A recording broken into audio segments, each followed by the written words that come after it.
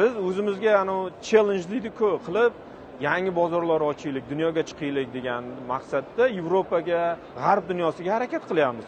Hattoki kechani o'zida bizning stendimizga Amerikani savdo sanoat palatasidan vakillar keldi. Kanadani shu paytgacha kelmagandi. Kanadani savdo sanoat palatasidan, ularning assotsiatsiyalaridan vakillar kelib, rahbarlari kelib biz bilan hamkorlikni yo'lga qo'yish muzokaralarini boshlash anaqasini qildik.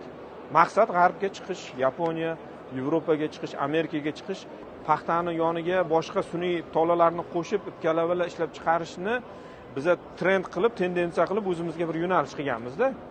O'sha bo'yicha ishlar davom etyapti. Mana oxirgi yilda qilgan yutuqlarimizdan bittasi zig'ir tolasini ipkalava va kiyim ishlab chiqarishga yo'naltiryapmiz biz. Bu uchun tolani chet eldan olib kelib, O'zbekistonda undan tayyor mahsulotgacha bo'lgan jarayonni, janjirni ishlab chiqarish qamrab olib va o'shani yana qayta eksport qilishni yo'lga qo'yib, bu narsa ancha tizimga kelib qoldi. Bundan tashqari yana bizda kanop deydi o'zbekcha, kanabis deyiladi. O'shani tolasini O'zbekistonda mana texnik anaqada yetishtirilyapti, hamkorlarimiz yetishtiryapti. Uni tolasidan biz ip qilib, paxta bilan aralashtirib, boshqa sun'iy tolalar bilan aralashtirib, hatto uni o'zidan tola qilib tayyor kiyimgacha bo'lgan jarayonni qamrab bir qilib ko'rmoqchimiz. Buni ahamiyati paxtadan ham aslida, zig'ir tolasidan ham muhim bu. Chunki uni iqlimi bizga juda to'g'ri keladi.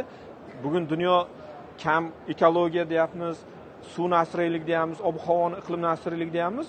Bu narsa kanop yetishtirib, undan kiyim-kechak mahsulot tekstil sohasida ishlatish juda dolzarb, ahamiyatga ega. Bu bo'yicha boshlaganmiz.